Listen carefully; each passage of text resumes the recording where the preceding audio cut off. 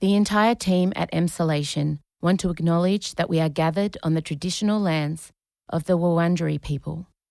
We want to recognise that we are recording and telling our stories on the stolen land of our country's first storytellers. We wish to pay our respects to all Wurundjeri elders and ancestors, and to extend that respect to any First Nations peoples who listen to Emsolation. We recognise Aboriginal and Torres Strait Islander people's continued connection to the land and waters of this country, and acknowledge that sovereignty was never ceded. Always was, always will be. Em Rusciano It was basically Seafood Hamilton. and Michael Lucas. I'd rather work at the bakery. This is Emsolation. Sole poisson. I know, I did miss that too. You're in Emsolation. Well, hello there. This is my fourth attempt at the intro, so whatever will be, because I'm not doing another one. I've got no spit in my mouth. I had a giant coffee before I walked in here, and now I'm in a hell of adrenaline and my thoughts are fraying, and let's go. Hello. Welcome to Emsolation. My name is Em Rusciano. Imagine if you had just stumbled across this and you're like, what is this woman doing? My name is Em Rusciano. I'm a writer, a singer, a stand-up comedian, a maximalist power queen, a neurodivergent magic brain, a CEO, and a podcaster. And together with my best friend since I was 11, award-winning screenwriter, Mr. Michael Lucas, I bring you this podcast a few times a week now. How are you? How are you? Truly, I'm checking in. I care. And I want you to care too. Are you hydrated? Because if you're already thirsty, it's too late. It's too late for you. You got to go have some water immediately. I am gearing up for the final episode of Ted Lasso, have already done the final episode of Succession. Michael and I talk about that during this episode. There's plenty of spoilers in there, but don't worry, we tell you where to skip if you haven't seen it yet. And if you don't watch Succession, you'll still enjoy it. It's a boisterous chat. We also review the Little Mermaid movie. That's right. We went and saw it, and I had a lot of passionate thoughts about a few things. As you can imagine, the Little Mermaid. Let me tell you, when I was a little kid and I would have a nightmare or I couldn't sleep, my dad would get up and pop the Little Mermaid VHS in and sit with me and we would watch it. It was kind of my happy place. The Little Mermaid, if you're a certain age, if you're my age, a bit younger or a bit older, it hits different.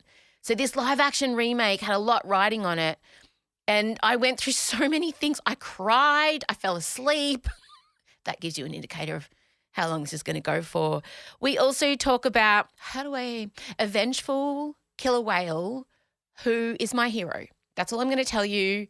I came across the story late last night while I was doom scrolling, and I was so inspired by Gladys, the killer whale, that she got her own. Good for her. Yeah. It's the first time it's a non-human. Good for her. So, it was always going to happen. That's it. That's all I have for you. If you're listening on Thursday, the 1st of June, today's your last chance to take up our 1-month free trial offer on Emsolation Extra, our subscription offering. Why wouldn't you? It's totally free and you get a whole month's worth. So if you're listening on the 1st of June, quickly go now, emsolation.supercast.com and pop your name down and you'll get the next 4 weeks worth of content for free. And already there's so much for you to listen to. There's Michael Lucas's chat with Doris Unane. There's 2 episodes that Scott and I forensically dissect our marriage. There's a bunch of Q&As Michael and I have done answering your questions. So it's worth it. I know you're going to love it. Head now, emsolation.supercast.com and sign up 1st of June. If you're listening past the 1st of June, you've missed your chance. But, just go and subscribe anyway. Why wouldn't you? That's it. Thank you. Let's get into it, shall we? Play the music.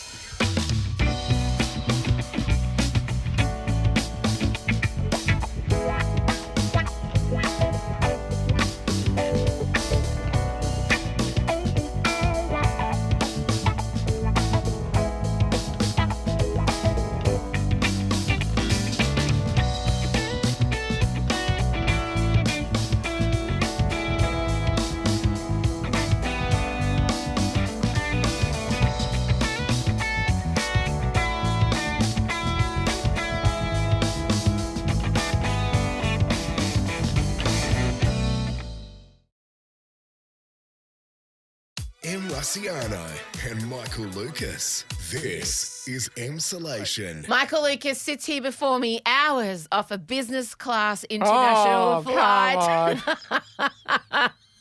Let's not hide it. Hi, gay. You are a gay man with a disposable income, no dependents, so you can fly business class. Off you go. I would just like to point out this is my first. But that's what makes it so exciting. Although I have been told that once you go there. You never go back. Yes. I was always very satisfied I remember upgrading to premium economy and that felt fantastic. So can't wait to see how this goes. Blow your tiny mind. Can't wait. You're going to be ready just to come home because, this is the holiday. I have actually, looked up on YouTube what it looks like. Oh, my with the chairs. I know. I'm that excited. I love it. Did you see the pods? Oh, yeah. Yeah, they're great. Mm-hmm. Get ready to be ruined on economy class forever. Oh, no. All right, I wanted to kick off with something that I read this morning, and we haven't done one in a while. Good for her. Good for her. Good for her. Good for her.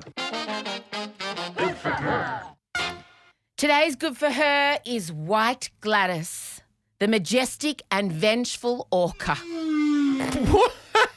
Okay. I really thought we were heading to Diva Town. I thought, has Cher done something I'm not aware of? But no, okay, yeah. So we're a whale. Gladis. Okay. White Gladis. No connection to Berejiklian, I hope. No. Many years ago, White Gladis was struck by a boat and possibly trapped in illegal fishing nets. Oh. She was so traumatised that after she recovered, she began attacking boats, specifically yachts, to seek her personal justice. She has now stepped her pussy up and has begun training nearby pods of young killer whales to ram yachts. She's created an army. She's got a squad. That is correct. She's making sure that her mission and war on the super rich, she's only targeting yachts. That's amazing. Continues long after she's left this earthly realm. So for that I say, good for her. She Yeah. is so upset about being rammed by a boat. She has literally created a tutorial for young orcas, and if you're sailing your yacht off the coast of Gibraltar, you're going to get body slammed by a pod of angry lady whales. Wow. But good for her. I have never related. I know. I hope this pot of whales has access to Taylor Swift's immortal classic Bad Blood, because that is what you'd want played. I just imagine, I imagine the meetings. So Gladys recovers, she gets hit, she's bruised. She's this is an amazing movie in the making. Fuck Free Willy. Vengeful Gladys is a box office smash. It actually kind of was sort of the premise of Jaws 4: The Revenge, but I mean, obviously that was about sharks. Yeah, no, this is a whole point of she's gotten hurt and then she's there, she's training up again. I imagine, either tigers playing in her little orca lair or however whales sleep. I don't know.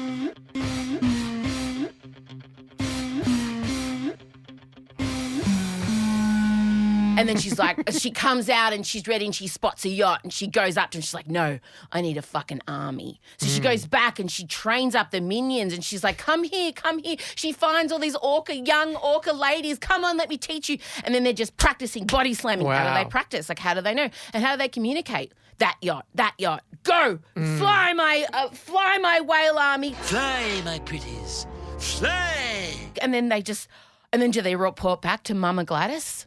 What a matriarch. What An angry matriarch. How much damage has she been known to cause? She sinks the boat. Sinks them? Sinks them. And we're talking about wealthy super yachts. Yep. Has anyone got a location on Bezos? Has anyone? Yeah.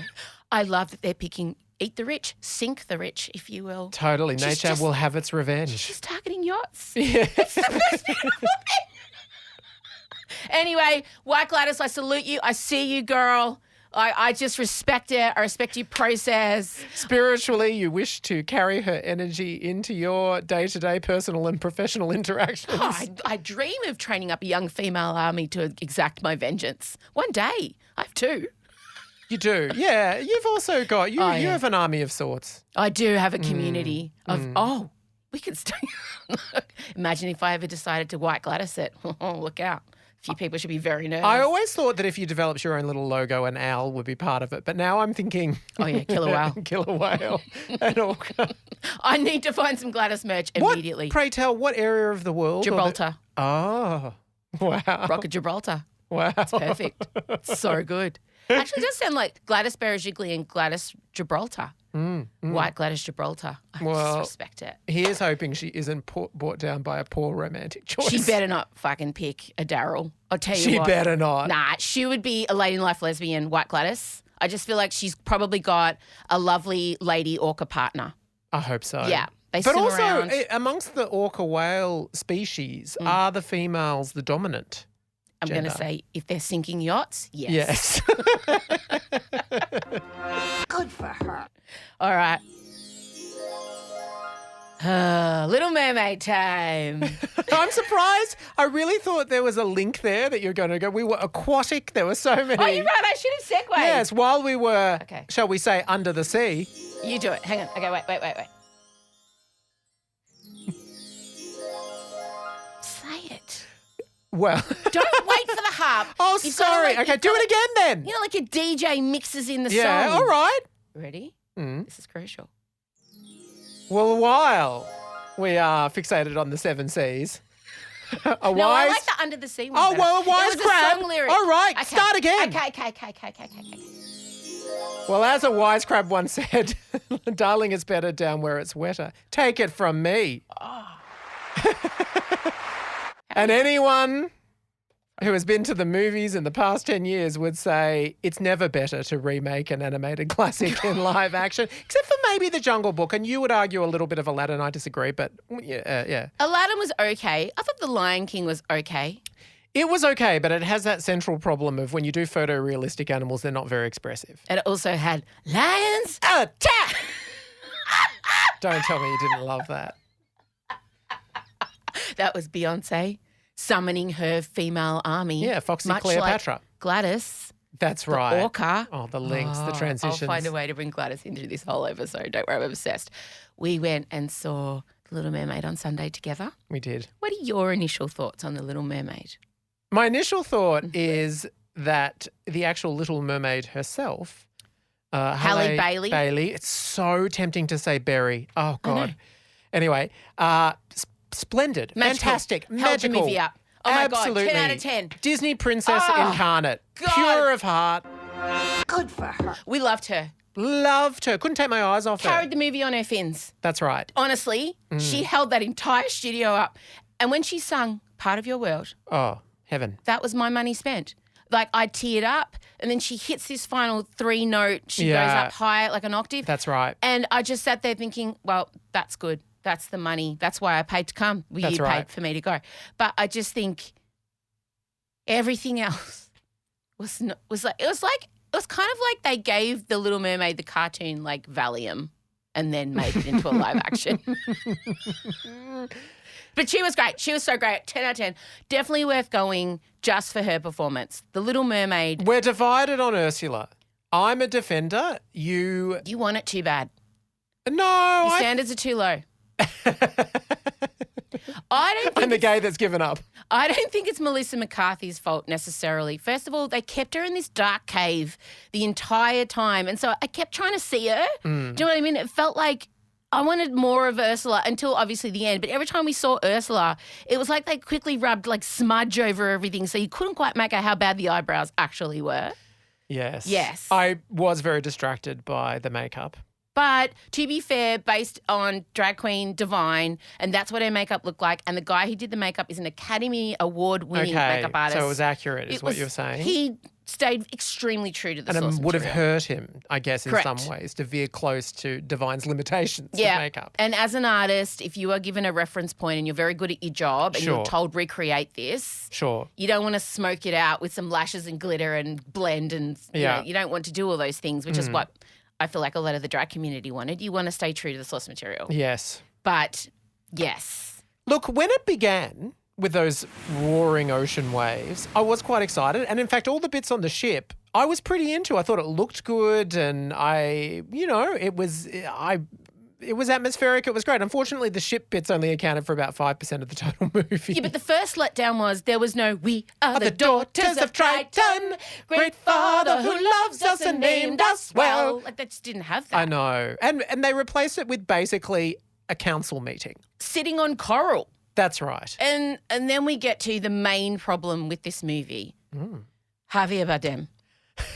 I don't think anyone told him that he was doing it until he was halfway through the movie. It was strange. He also didn't seem to know what to say next. Well, one of the really complicated things about performing in a movie like this is he would have been performing. Obviously, he was not really under the sea. He was against a green screen and often acting to like a digital crab that didn't exist. And for me, it shows just how good Halle was, that she was so connected and truthful, even though she was essentially performing almost all the time to nothing. Whereas with him, you could really tell he was performing to nothing. He just looked like he wasn't there. He just wasn't there. Also, he had a top on. Em was very, very disappointed by this. It does highlight the gender disparity because, as we have pointed out, they would never cast a Little Mermaid that couldn't show her midriff. stomach. Exactly. But they felt very comfortable to rob us of Triton's. Get your cum gutters out, Triton. That's right.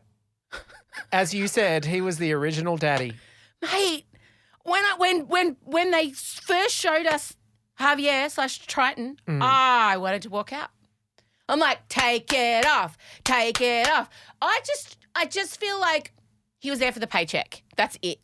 Genuinely. It was, and he didn't have hold that space of terrifying / warmth. You know, that kind of, that beautiful space that Triton holds, commanding the entire fucking ocean. I mean, it was actually quite a complex relationship between him and Ariel in the original cartoon, and this was pretty flat. It was flat. And also all of the daughters were from different mothers, clearly. I want that backstory. They had more sort of ambassador energy rather than sister energy. It felt like a meeting of the United Nations. It did. And that's great. We love representation. Fantastic. But now I need to know the backstory. Me too. On why he has 8 different daughters of 8 different cultures. Well, he shagged a different merwoman from all the 7 seas. Give me Triton. That's the next movie I want. You better That's not the be wearing a prequel top. series. Triton's slut era. But the biggest problem for me was the prince. Prince Eric. Okay. Oh, the role that, as we know, was offered to Harry Styles. And in one of the rare moments of Harry Styles having excellent cinematic judgment, he said, no thanks. He probably said, I'd rather work at the bakery. I work in a bakery. They added a couple extra songs that, of course, let's talk about them. Lin-Manuel Miranda wrote. Oh, gee, you couldn't tell. What? It was basically Seafood Hamilton. And well, I think that's being complimentary to some of the songs. There was one called The Scuttlebutt that was sung by Aquafina. And I would say that was the best of the new songs. Sure. And that was the one that sounded intensely Hamilton. That's like saying, do you want diarrhea or slightly diarrhea runny? You know what I'm trying to say. There was one moment for me, you saw me lose it in the cinema. Oh, yeah. Lost at Sea. They decided. I wish he had got lost at sea. No. It was Wild Uncharted Waters. How have you forgotten? The song's called Lost at Sea. Oh, is it? Oh, but the chorus was Wild Uncharted Waters. Yeah, Prince Eric runs up and down the cliff like a madman screaming at the sky, singing a ballad no one asked for. They actually decided that he needed some sort of underpinning to his character.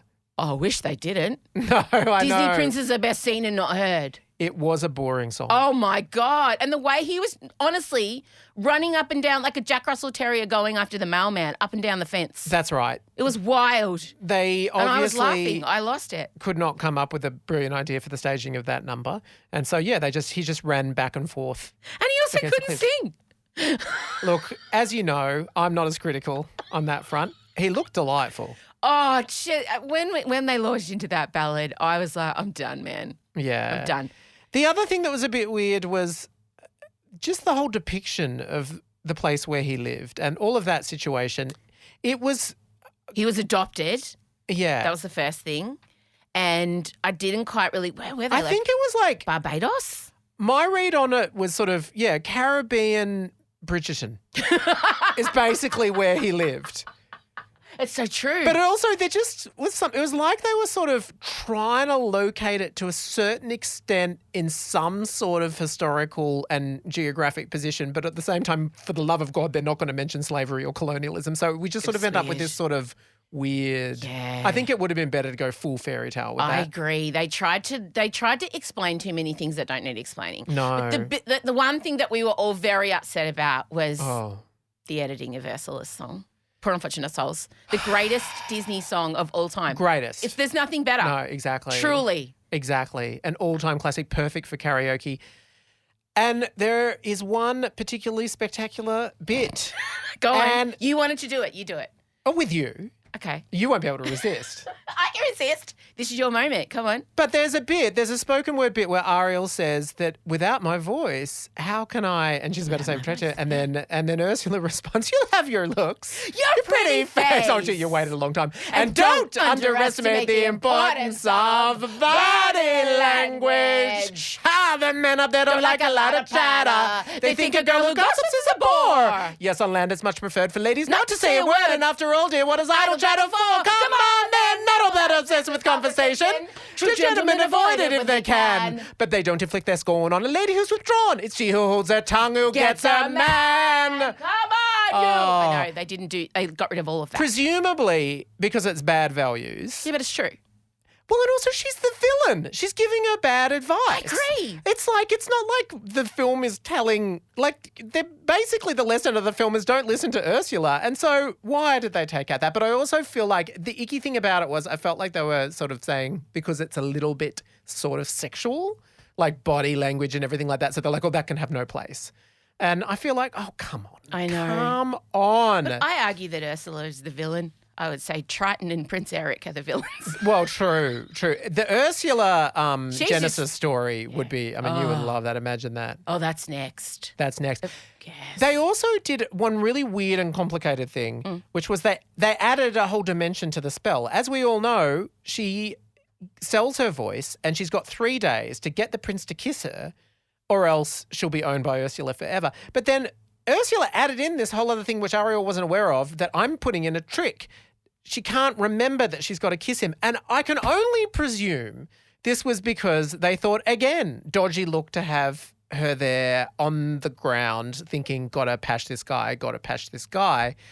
And so they felt that they needed to do something to remove that as a motivation or something. But it was complicated. It was weird. And frankly, I don't think it would have made any difference if they just did not have that bit in there. Yeah, the niche amnesia was strange. Niche amnesia. Why? Yeah, niche amnesia. So many questions. But look, go and see it. Look, and also, I'm it's just going to worth say, yeah, it was totally worth it Yeah. for me. I was happy sitting there watching it. I also did miss Les Poissons. Les Poissons. Les Poissons. I know, I did miss that too. And I, again, just presume it would have been too visceral to do it with realistic looking fish. The other thing that troubled me was in the cartoon, you just go with that they're underwater and that they're singing and talking and everything. But every once in a while in the live action, supposedly version, it did trouble me in a way. Like I was every once in a while like, they're underwater. Okay. Oh weird. no! Before we stop talking about this, the thing that haunts me, and when you see it, you'll all think of me, the final scene. Oh. She was shaken. I feel like you lost a night of sleep. I did. Every time I shut my eyes, I saw the mermaids. So, like, when the mermaids surface, at the end, obviously, Ariel and Prince Eric, they're going off on their boat. Yes. And in the cartoon, all the mer people, they surface and they're waving glamorously. Oh, and Triton did the rainbow, Yeah. which of course they're not going to do now because the film will be banned in Florida. Correct. So in this same scene, all the mer people surface and we get one amazing glimpse of a six-pack on a merman. Where was Triton's six-pack? I ask again. No, Triton's the only merman wearing a top. Again, disappointing. And they surface, but instead of being still glamorous and pristine, they look like all of us would look like drowned rats. But wearing makeup. Their hair was all over their face. They were dripping. Their mascara was running. It was strange. It's like they'd been melted before they surfaced. And it was just like, no. The illusion really fell apart. If we can CGI these people underwater, can we not do something when they're on dry land? Yeah. It really breaks the spell for me. It really did. Oh, you're just actors who forgot to put on waterproof mascara and wear a good lace front wig. Oh, they obviously needed to speak to some of the cast of mer people. They could have given some solid advice on how do you emerge from a pool with hair and makeup appropriately intact. Funny you should mention mer people. I'm just going to take you. There's a whole beef going down in the mer community. Oh, it's Between so who? spicy. Between the mermaids, merman, and mer people of colour and white mer people. Because of Little Mermaid's out in cinemas, there's been a whole rise in people wanting to hire mermaids for their kids' parties. Yes. And a lot of the BIPOC community are saying, pass the job on. The Little Mermaid is a woman of colour. Give women of colour and men of colour and non-binary people of colour the job. Pass the job on. Give us the job. You've been able to play a mermaid your entire career. Now we actually can. If you're getting hired, you need to suggest us. And they're like, no, it's our work. You're taking work away from us. There's not a lot of work for mermaids, believe it or not. So there's a whole I believe it. racial beef going down in the mer world. I know. I was like, it started coming up in my feed. I'm like, oh, mer beef. Wild. Mer beef? God, that's a disturbing phrase. Oh, and I don't want to even give any oxygen to the racist take on this. Yeah, but she is so empirically the best. Perfect. I cannot imagine anyone ever giving a better performance. No.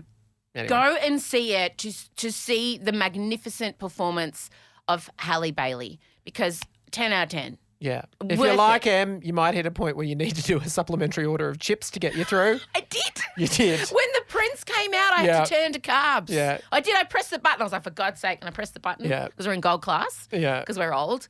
And, I had to get chips because of that fucking song. Lin-Manuel Miranda needs to just Well, it was with Alan Menken. needs to have a spell. Yeah, sure. He just needs to maybe have a year off. Like Ed Sheeran did. Ed had a year off. Just maybe Lynn needs to just not do every single Disney thing. No, but also the thing that's troubling me is what we all want, of course, is another fully fledged stage musical from it. And I totally recognise, Jesus, to follow up Hamilton is impossible, but you've got to do it one day. And all of these little bitsy, like writing songs here and there for shitty Disney remakes. Come on, Lynn, you're a genius. Let's get back to the main game. All right.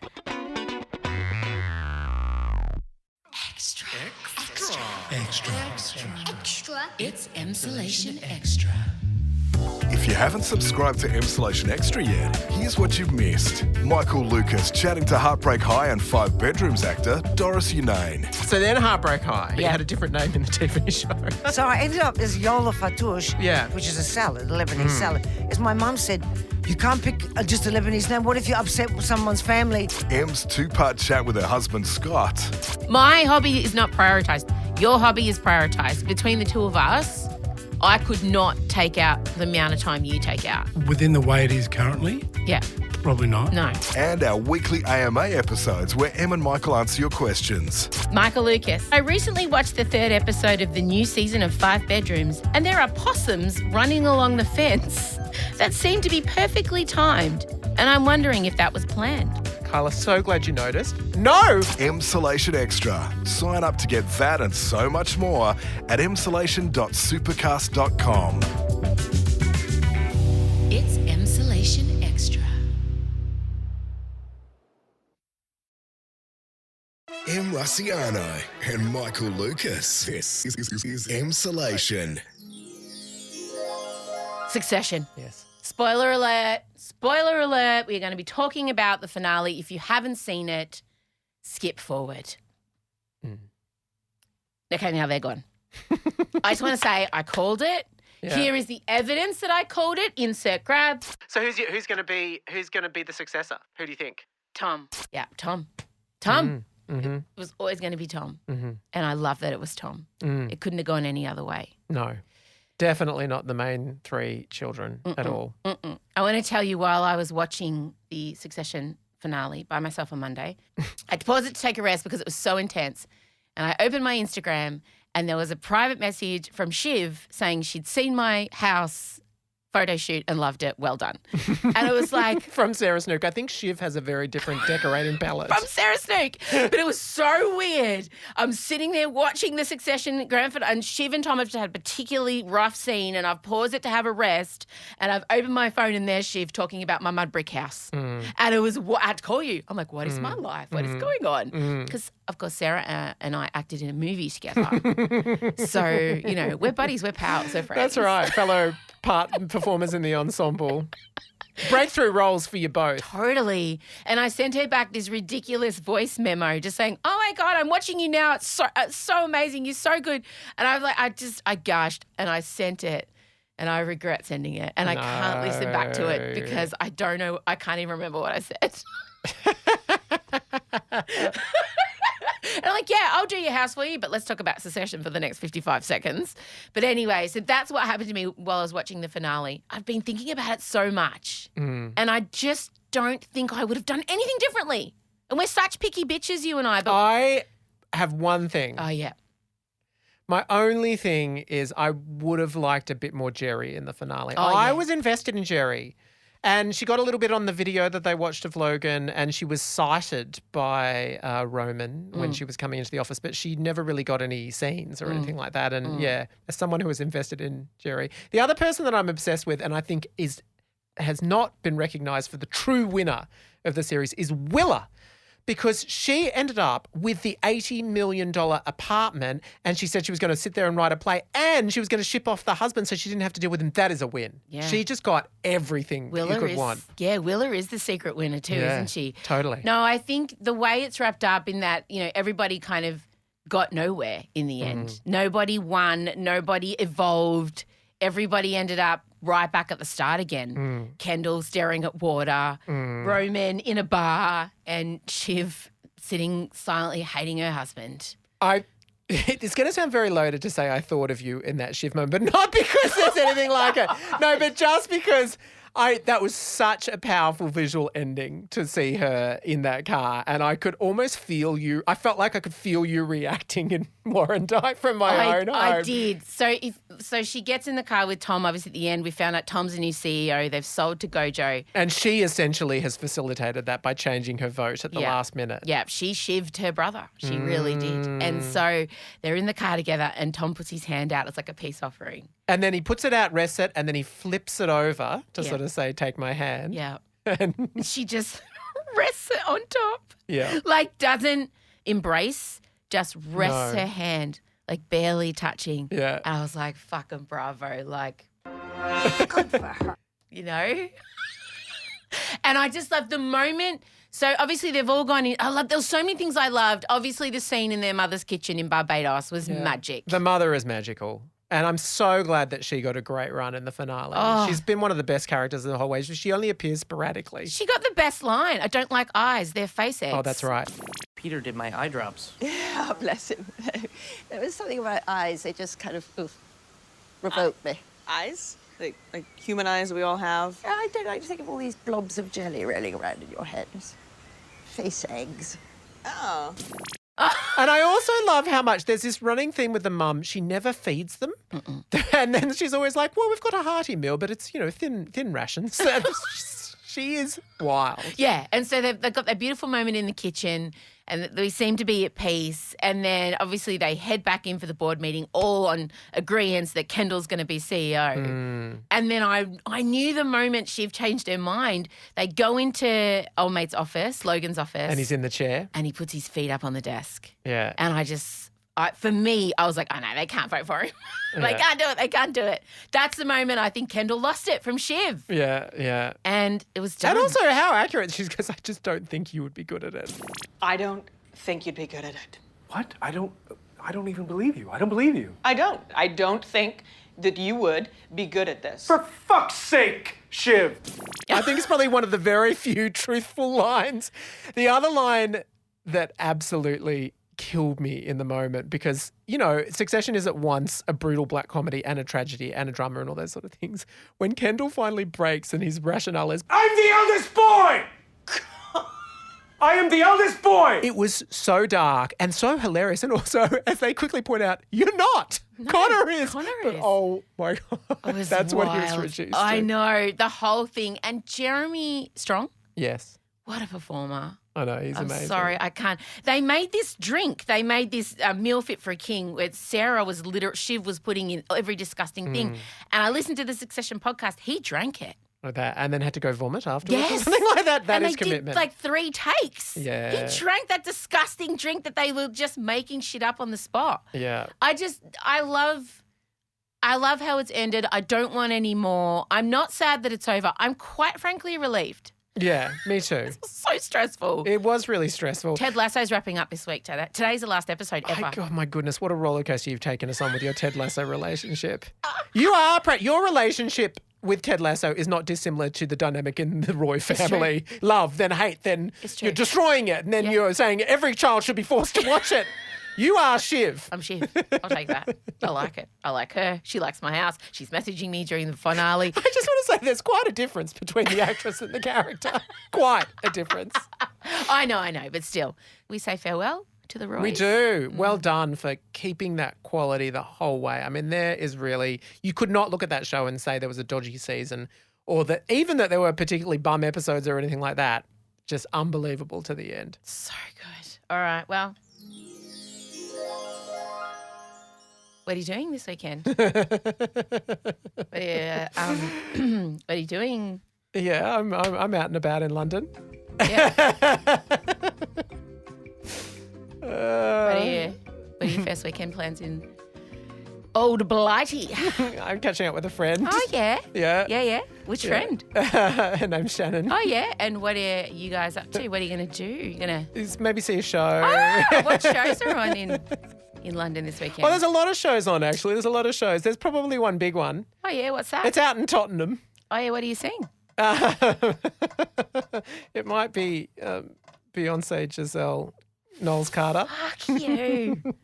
I can't believe you're going to be seeing that in like 3 sleeps.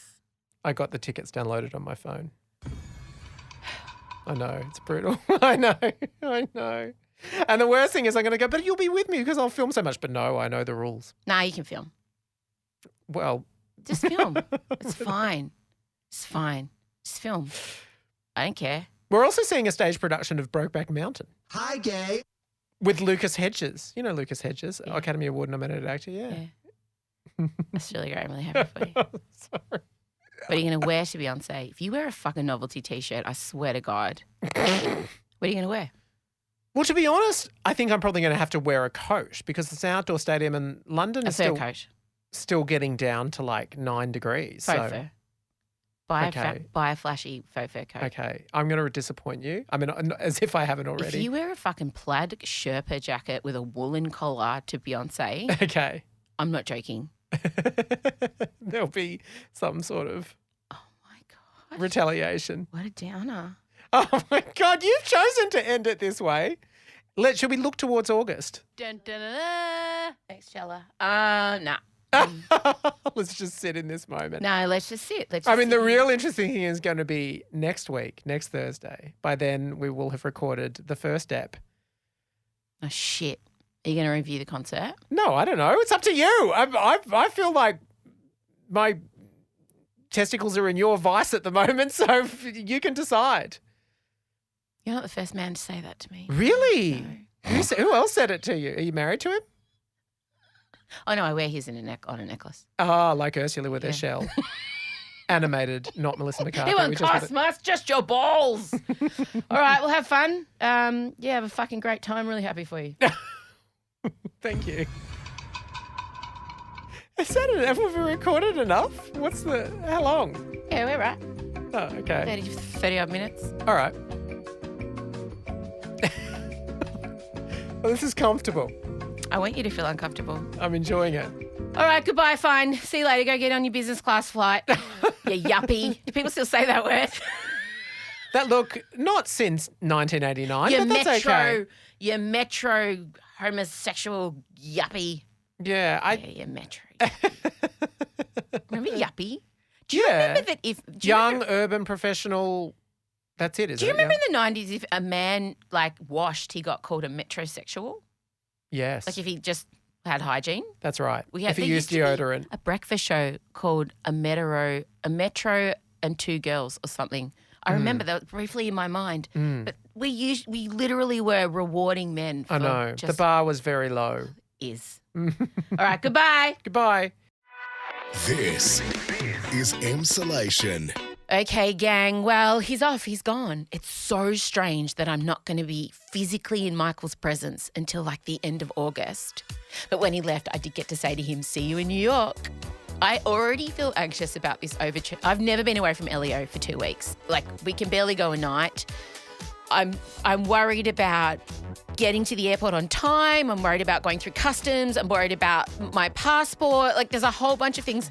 Overseas travel for me in general is stressful, but overseas travel, and now I know why, because of the way my brain's wired. Fellow NDs, you must feel the same as me. You know what would be great? If you have any tips, tricks, gadgets, any, I guess, a how-to list for me, if you are an experienced neurodivergent traveller and you've got things that help you feel less stressed, I would be so grateful if you would just send us a little email, emsolation@downthehillstudios.com. That would be so lovely, because I'm going to have to put together like a pack, like a panic pack. I'm not leaving until like the middle of August, but still, it's still 3 or 4 months away. So off he goes, and as you heard, off to Beyonce this weekend, or whatever. I'll have to be muting Michael's feed, I think. No, I'm happy for him. No, that's a lie. I'm not happy for him.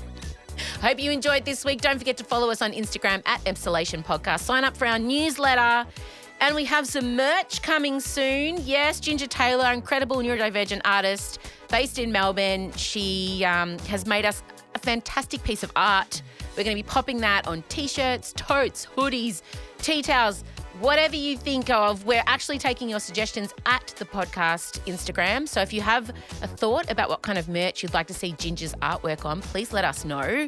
That will be coming out in the next few weeks. It's all happening. We're getting there. We're building the empire. Ah, the empire. I like that. All right, gang, have a fantastic weekend, a week ahead. And don't forget, if you're an extra subscriber, you'll get the AMA on Friday.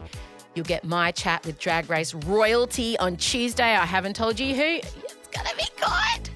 All right, that's all. That's enough from me. Bye-bye. Like what you heard and want more?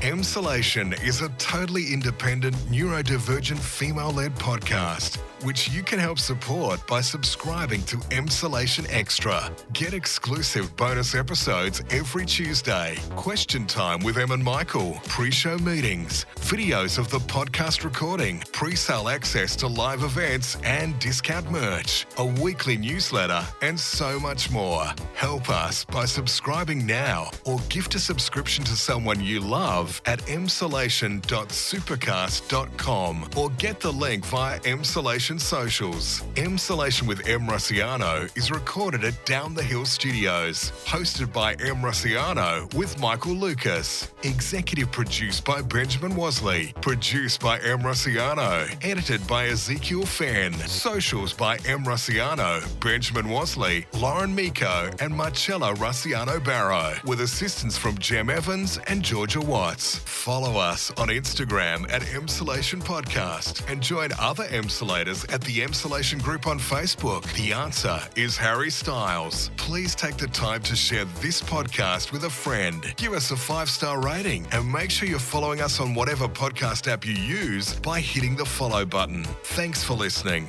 and we can't wait to chat with you again soon.